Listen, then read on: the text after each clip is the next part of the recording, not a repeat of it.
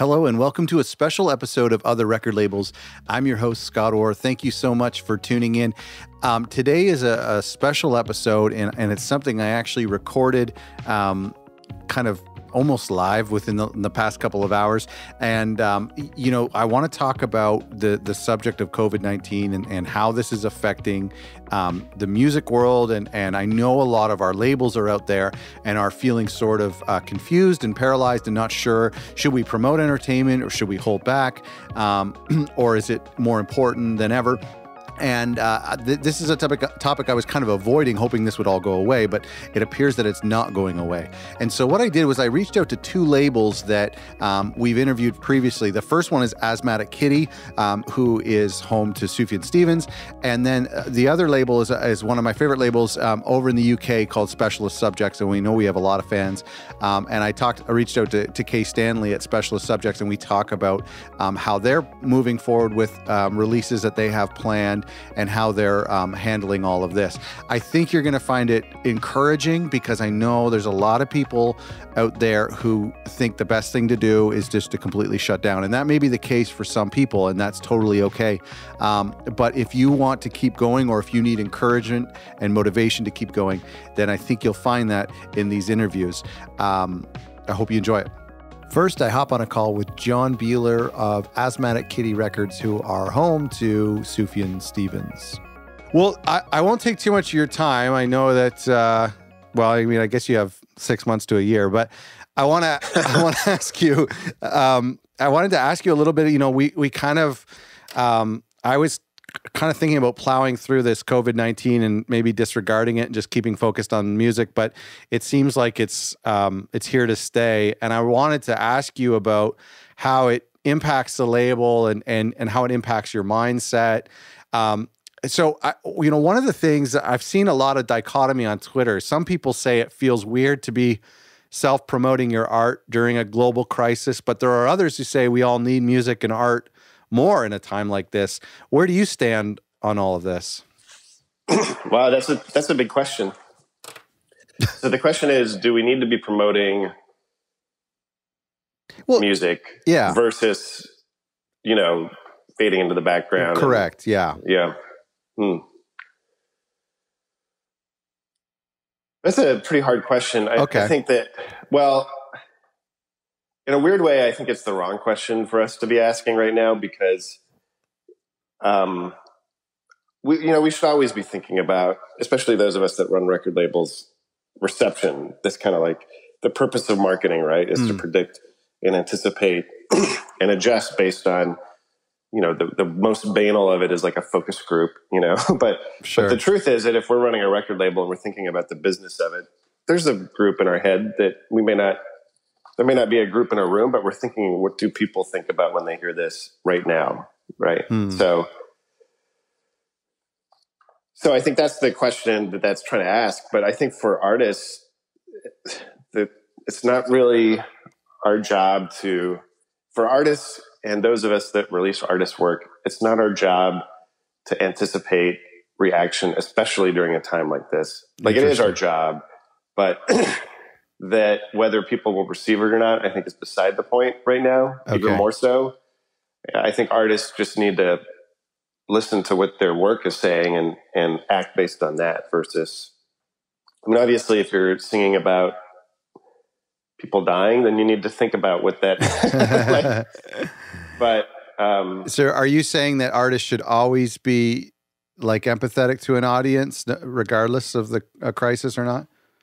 Well, music's like this weird thing, right? Where on the most commercial side, it is a marketing exercise. And that's not to say that we don't release music like that, but I think for most independent labels, there's at least some cowtailing to art, right? And when you get into talking about art, it should less be about, this is really hard, Scott. I should have thought more about this. I'm just rambling. I'm thinking out loud. Yeah, no, okay. That's fine. I won't hold you to Let me answer it shortly. No, we shouldn't be thinking about what people think about it. Okay, that's we good. Shouldn't. Yeah. I think that if people receive it, then it's gonna be received. And if they were not, then it may not be the time for it right now. Yeah. But to not do it and to think about it and second guess, I think is unwise. Sure. No, that's fair. Let's talk about the label. I mean, Sufjan Stevens had a release planned for early April. This was obviously planned well ahead of time before all of this. At what point in the lead up to this release did you realize the virus was going to impact the rollout? I think probably when everybody else did, but we did get an email from our distributor who asked us to pull up the release date to allow. Well, they wanted to allow record stores to sell it as quickly as possible, as soon as they got it in stock. And normally street dates are pretty strict, but in this case, we didn't really. It was totally fine. And then over the weekend, Sufjan and Lowell also emailed and said they wanted to donate half of the proceeds from the record to charities working on getting food to families during all of this. That's awesome. And so then you pulled, I think, what was it, like a couple days or a week ahead of time? It hit the streaming services. Is that right? Yeah, we released it on. I think we did like a YouTube premiere on Monday, and then it technically came out Tuesday morning. Right. 12. Right. That's which is not that like I feel like under normal time, like an album came out 4 days early, like whoop-de-doo. Yeah. but when every day is a year right now, I think that's true. It got a little bit of extra press. Oh yeah, that's true. Coming out early, so. Well, I think there's a good argument for how a captive audience at home craving distractions makes for a good time to release new music, especially an ambient new age record. I don't know if that thought occurred at all, but when you guys announced that it was coming out early, there's just something comforting for me as a music fan. I kind of depend on you and Netflix to give me distractions and to give me comforting things. Yeah. I mean, what's interesting is we released another song on, I guess it was Friday last week. It feels so long ago. It's a song by Denison Whitmere, who is lesser known than Sufjan, but they're kind of tied at the hip in a lot of ways. Sure. They toured together and they collaborate on a lot of stuff. And I think it's Denison's best song ever, but it's not a distraction. I mean, it's about this little baby who's Denison's namesake, who died at 6 months old. Wow. And the song is written from the perspective of that little baby Denison's father. And they ended up, the baby's dad and mom ended up scattering the baby's ashes into the waves in Catalina, off Catalina Island. And so that's the song. And there's no distraction about that. I mean, it faces right into loss. And I kind of wonder too, if these two things, like Euphoria is kind of light and experimental and fun. Like there's no deep lyrics on it at all. Yeah. And that hits a special spot, like you said, the distraction. But I think that the world's also going to need songs like that help us kind of face into what's about to happen or is happening for some people. Sure. And we need people to express our grief for us because we're too busy grieving. And I think there's a need for that too. So, how has the response been for Aporia? Have you been encouraged? Oh yeah, it's been really great. I think that it is heightened as a result of all of this. Normally we would kind of be steamrolling into record store month, right? Yeah. Record store day month. Yeah. And I think that in a weird way, just because so many people have canceled releases and there's so much happening, for there to be a release that comes out, like as of last week, I think it kind of opened the field up a little bit and we got a little more attention than we normally would have. Yeah, for sure. And people have been really positive about it. I think there's a large group of people that are just wishing for a solo Sufjan, more standard record, but those people don't.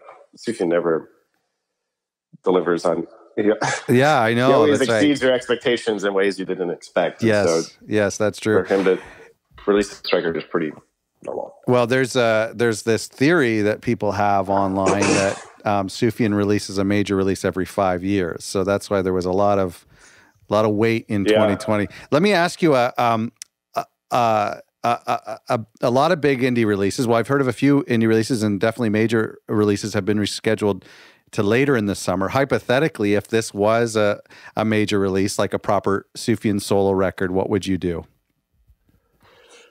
Yeah, that's a good question. Well, I do two things. One is stay the course, and one is to go off course. And I think the stay the course is like, hey, we'll always have a plan. Let's stick to the plan. Build out the plan the way that the plan is supposed to work. And slow and steady wins the race. And I think the other piece of it is to try and build things modularly, so that for a solo Sufjan campaign, there's just going to be so many moving pieces. And so I think our goal would be to try and build it all as quickly as possible, and then kind of make a decision about how to release it, like at the last moment, before announce, and be like, what is this? What does the world need right now? Yeah. And that's the moment to kind of think about context and timing. Sure. But I think inevitably that conversation, there's like an 80% chance it would just be like, well, let's stick to the plan. Yeah. So, interesting. But there's actually been a lot. I've seen a more so of a negative response to artists who have pushed back their release into the summer. I feel like I almost feel like some listeners feel a bit abandoned.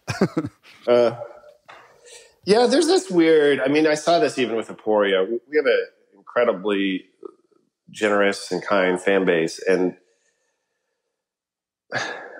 one of the things that I think happened is we kind of crave, like, entitlement's a really shitty word to use, but there is like an expectation from fans that, hey, sure, I've been purchasing this music, and where are you now? When I need you the most. Yeah. I've been going to these shows, and so I understand that, regardless of whether it's Sufjan's fan base or whomever. So, yeah, but the reality is I think that's the other piece of this for artists for whom touring is an essential tentpole of their campaign and income structure. Sure. How do you do that? I mean, Sufjan's the kind of artist that touring would be very profitable, but he doesn't have to do it. Right. And so that's right. Yeah, he's not going to be on the luxury of. He's not going to be on Carpool Karaoke or something like that. Right. We'll never say never. That's right. That's right. What advice? I won't take many more of your time, but I think speaking, we talked about the creatives at the beginning, but I'm also thinking a lot of our listeners have an entrepreneurial spirit, and I wonder what advice you might have to them. Whether they have a release planned or not, I think there's a lot of people who feel paralyzed by all this, where, not necessarily talking about, is it appropriate to release music, but even just feeling, do I use this time to sow seeds so that when this is over, I'm back on track? Do I use this time to rest? I mean, I think there are people who feel paralyzed. What are your thoughts on that? Well, the paralysis makes sense. I think that all of us are experiencing really big uncertainty. So sure, as evolved animals, there's only two responses. And one is to get in the fight and fight your way out. And the other one is to kind of be still and wait it out. And I don't know that any one is more valid than the other. That's true. I do think I heard a spiritual leader say the other day that this has helped us realize that what we had was the illusion of control, but not actual control. And so I think there's an opportunity here to re-examine some of the assumptions that we had 2 months ago about the way things work and what we think ought to happen, and realize that we were always pretty close to the edge. Yeah, that's right. Economically, even in terms of opportunity, it's easy to have taken that for granted. And I think there's a path forward where we move forward, but it's being stewards of what we have, taking opportunity of what's ahead of us without expecting or believing that we're entitled to anything happening. So I think that people should listen to their heart, but I hope that people also move forward with the work as much as they can. It's a lot harder now than it was a month ago. Yeah. So no, that's true. Finances are everything's changing, like in terms of the record, and I think it will have changed. Like there's not gonna be a switch that gets turned on the other side of this. So there's a lot of stuff that's going to be gone, and that's internal structures like record stores and pressing plants and even printers and promoters and I mean, when the industry comes out of this on the other side, it's going to look pretty different. Yeah. So, no, that's true. And that's a good point. I think my hope is in that there are some things that we've kind of adopted through all this, the live streaming, that I hope that we continue with. And I think there's a global community that we've acknowledged, but you're totally right. There are things we've taken for granted, and hopefully some new behaviors come out of this that are a little bit healthier. Yeah. I think the advice is always the same. I mean, we talked about this with Angelo on the podcast like 2 years ago. It's about, as a label or as an entrepreneur, building your own platform and not being beholden to a particular, like the record label or the business is your platform. Spotify or Twitter or TikTok or Snapchat, these are platforms too, but they're not your platforms. You don't own them. Great point. How do you corral your projects into your own platform? And I don't mean like a tech platform, but the way that you deliver things, like a train platform. Yeah, that's right. Build your own, yeah, rather than relying on these other tools that are unpredictable. Yeah, right, absolutely. Thanks, John, for doing this. Congrats on the new release, and thank you for releasing that. Thank you for releasing it early, and hopefully there's more to come from you guys. Yeah. Well, likewise, please keep it up, Scott. We need your podcast. So now let's hop on a plane, not literally, over the Atlantic to Specialist Subject Records, who we've had on this show before, and talk with Kay Stanley. Curious, how, some labels, there's a lot of like small one-person operations it's pretty easy to shut down, or some of us didn't have anything planned to begin with. But I wanted to kind of touch base with a couple of, people I've spoken to before to see how things are going and how it affects your decision-making with releases now and releases in the future. First off, you've closed your retail store. Is that true? Yeah, so because we're inside a music venue, it was kind of a no-brainer for us anyway that the music venue and the cafe weren't going to be able to stay open. So we were actually the first out of the kind of the whole unit to say that we were going to close, and it's because of one of us getting symptoms. So it was like, okay, well, that's made the decision for us. We need to just close straight away and go into isolation.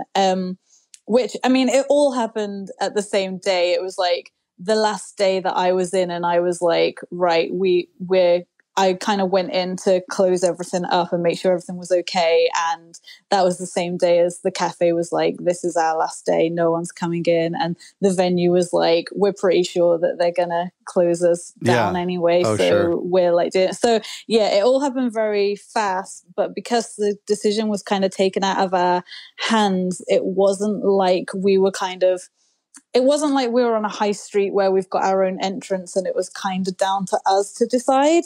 And we're going to face the same thing when we can open, other shops are probably going to be able to open to the public before cafes and venues can reopen. So yeah, I was thinking that, so we're probably going to be the last to open, but luckily we can still send out mail order every day.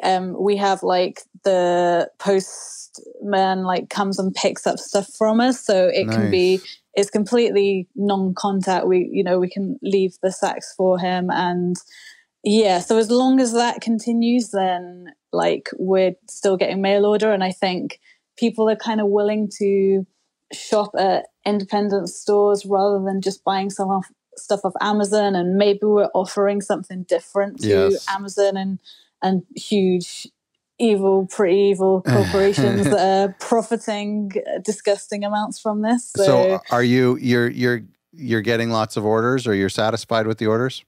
We're happy with the orders. Yeah, it's been really nice, and it's been really nice seeing people wanting to support us as we've been putting t-shirts up. People are buying them even if they don't buy records, and I think also where people are finding a hole in. What's been really funny is having orders come in on a Friday or a Saturday night, and it's like, oh, I wonder if people are they're sat at home and they're thinking, oh, I just saved £100 on going to the pub, or I would have gone to this gig and I would have bought some merch. And I'll buy it then. So, So we're getting orders coming in at like different times for different things, which is like, it's interesting watching it. Yeah. Yeah. That's great to hear. We have, things took like a quick turn in Canada. Like we had our record store, decided he like voluntarily closed down, maybe 3 weeks ago, but he was uploading, Instagram stories of his records, and then people could order and he would bike it to your house. And nice. so it was great. And I put an order in, but then I think he kind of at that, like during that time is when the province kind of cracked down and said, no, it's non-essential retail. And so he kind of felt the pressure to not be going to everybody's doorstep, which is too bad. Cause I mean, I would love to support him. But yeah.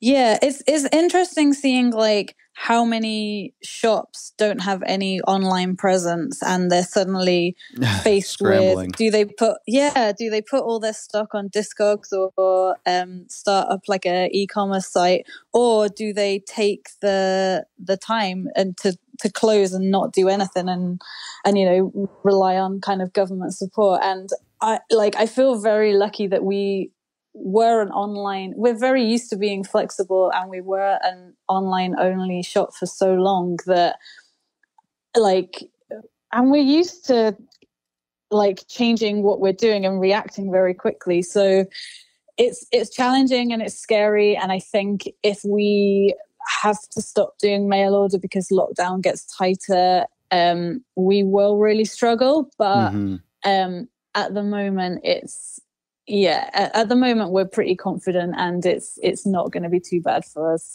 That's great. That's good to hear. Do you have your entire shop online? Yeah, pretty much. Wow. We always have done, because it was always online anyway. So that's not like non-label releases as well?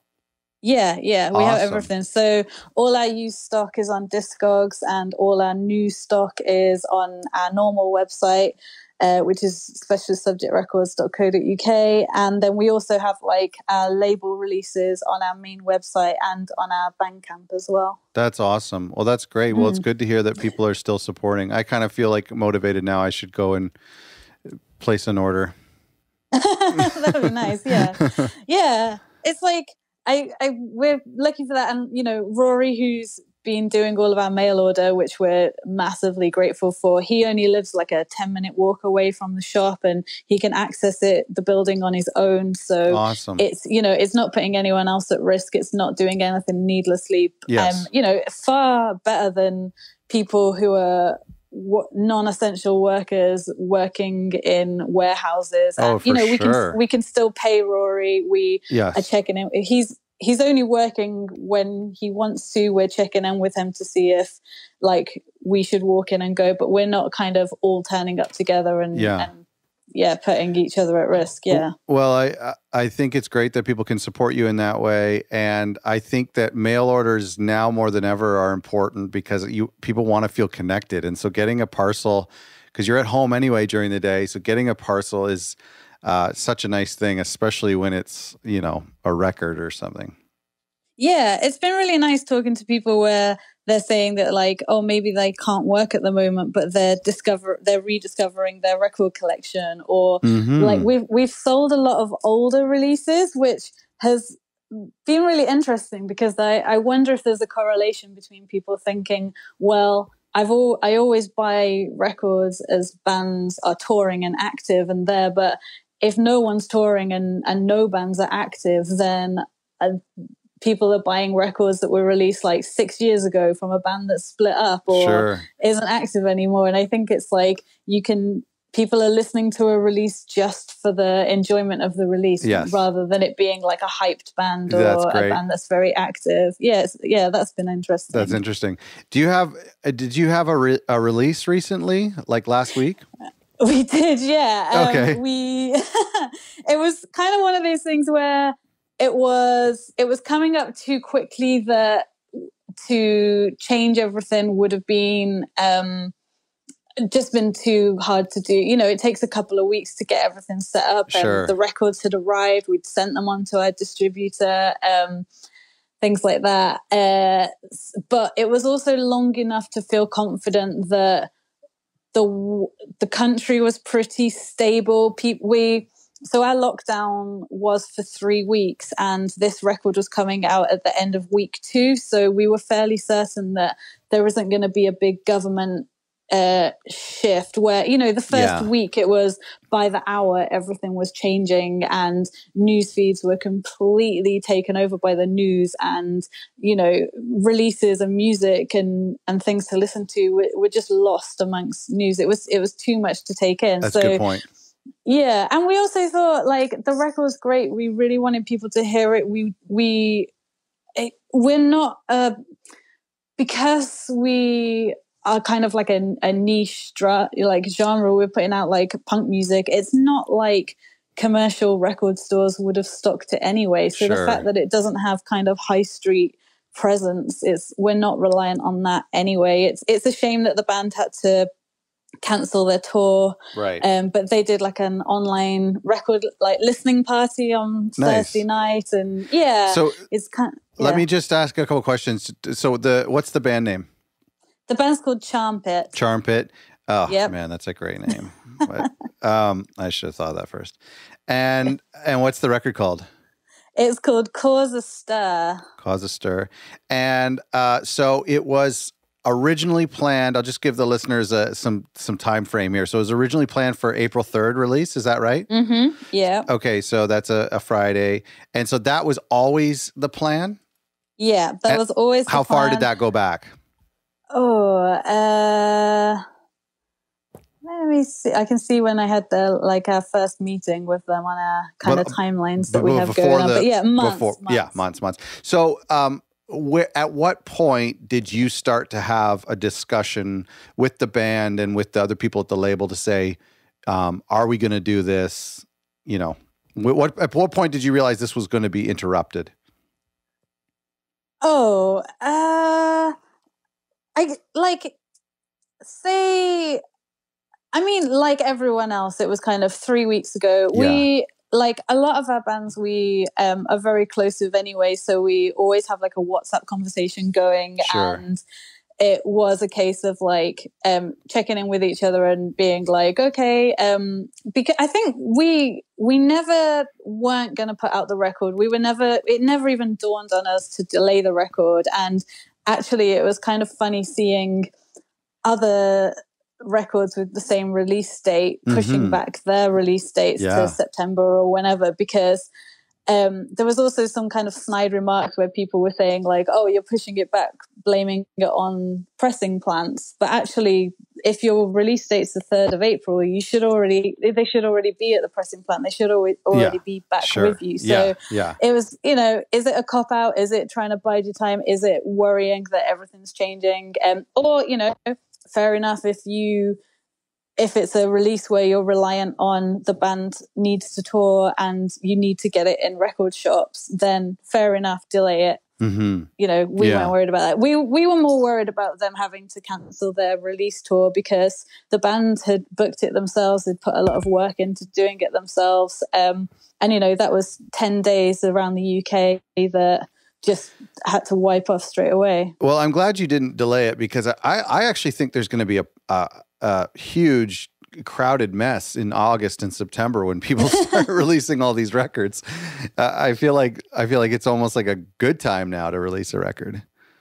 Yeah, we've actually got a release coming out tomorrow. Oh, wow. So we're doing a surprise release. It's a 3-song, it'll be a digital release that comes out tomorrow. We're putting all 3 songs out, and then following that, we've got it's a 1-sided 7-inch. Oh, wow. That's awesome. Well, you know what? I wasn't sure when I emailed you a couple days ago, but just based on the schedule and everything, I'm going to release this conversation tomorrow. So, okay. So we'll direct people to go to specialistsubjects.co.uk to check that out, because it will be tomorrow that we're talking about right now.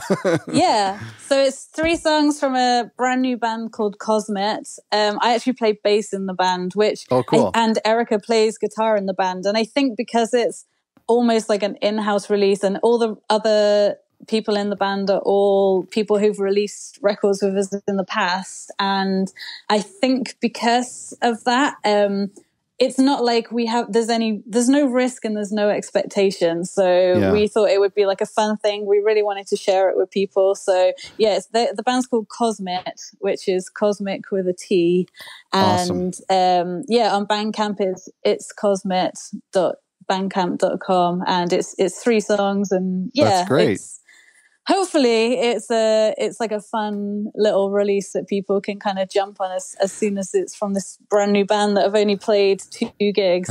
And can't play any more gigs now. Yeah, can't even play anymore. So, the last time we talked, it was around Christmas time, and we were talking about releasing music and how you've even released records close to Christmas, and how there's like a kind of a secret benefit to that. That was a really interesting conversation, and it opened up a lot of dialogue with our listeners. But are you finding any unexpected benefit to releasing during this pandemic? Like the April 3rd, has anything surprised you?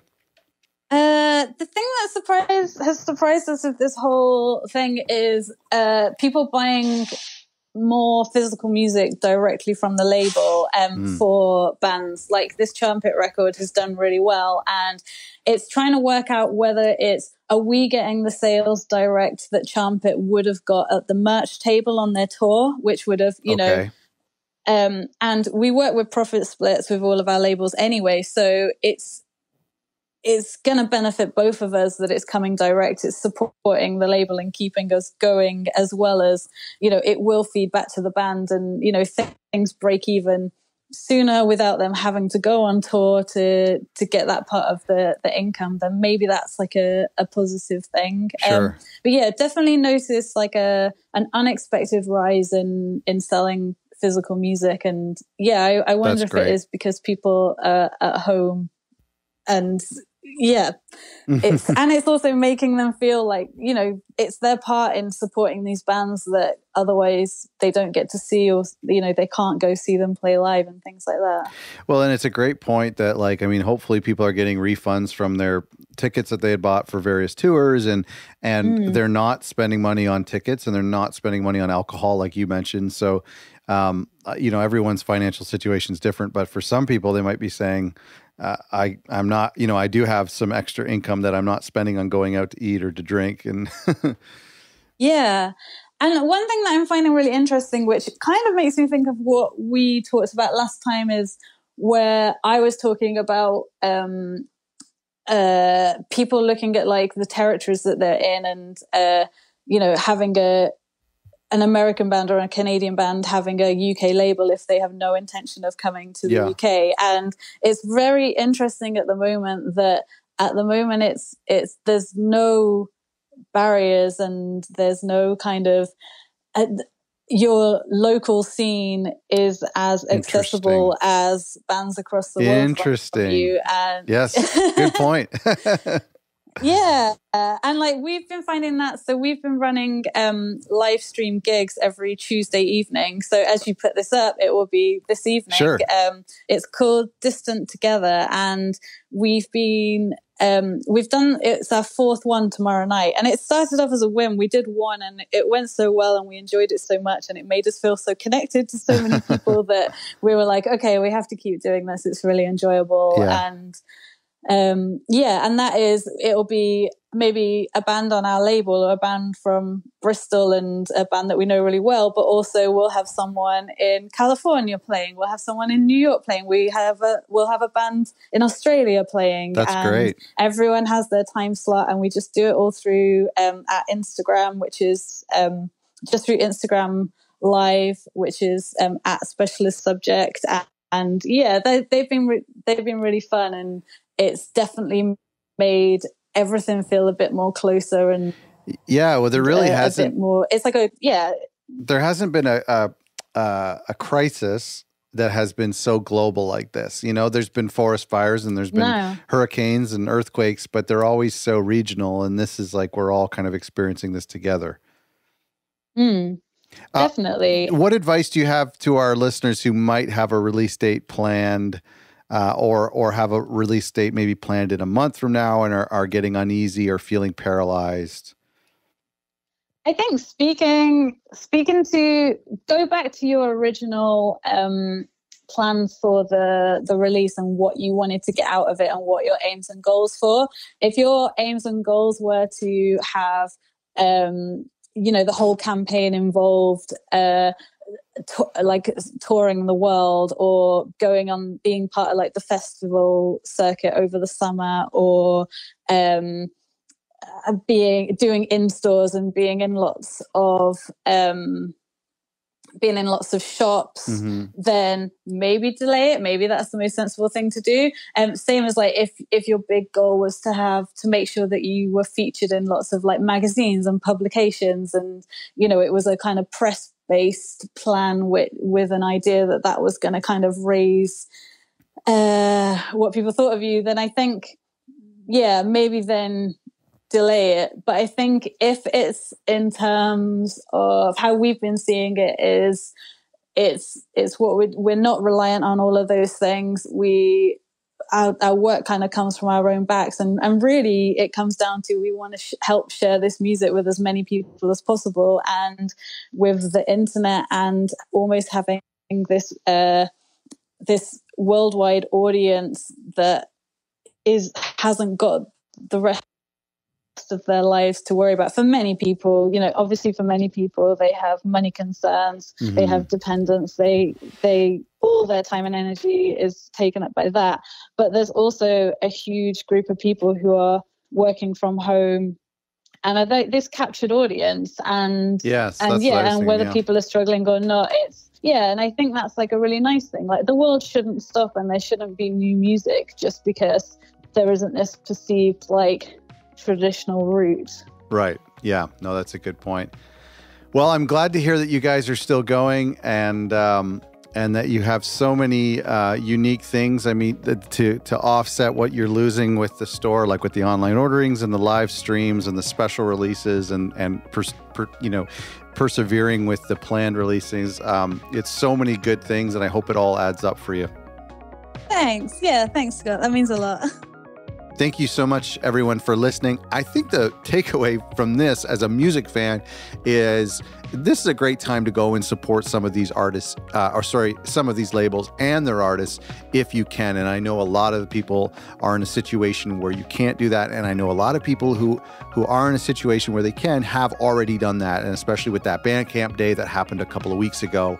But this was kind of my takeaway, is thinking, let's not give more money to Amazon. And there might be some money that you would have normally spent on dining out or entertainment. And that can go to some of these labels who are working hard through all of this. I think that's a really cool thing. And I hope that you're encouraged by these interviews. I hope that if it's appropriate for you, if you have the strength, and if you're in a healthy position to press on with the label, then I encourage you to do that. We're going to do a follow-up next week where we talk a little bit more about what to do in these times or in times like this. But I truly hope that no matter what industry you're in or what position in this music industry that you're in, that you find a way to be productive, even though that, it's kind of a weird word, but to stay motivated, to stay excited, with the hope that there is an end to all of this. Thank you again for listening. Let's go back and support asthmatickitty.com and specialistsubjects.co.uk, and check out those great labels. Also, go back and check out the episodes with them. I think it's back in May of 2019 when we released the episode with Asthmatic Kitty, which was, I think, our most popular episode ever. And then another really popular episode is one we released in December of 2019 with Specialist Subjects. So go check that out. And you can reach out to me. I'd love to know how you're going through all of this and what your state of mind is. And if you have any questions or concerns, you can email me at podcast@otherrecordlabels.com. Thanks so much. I hope you're doing well.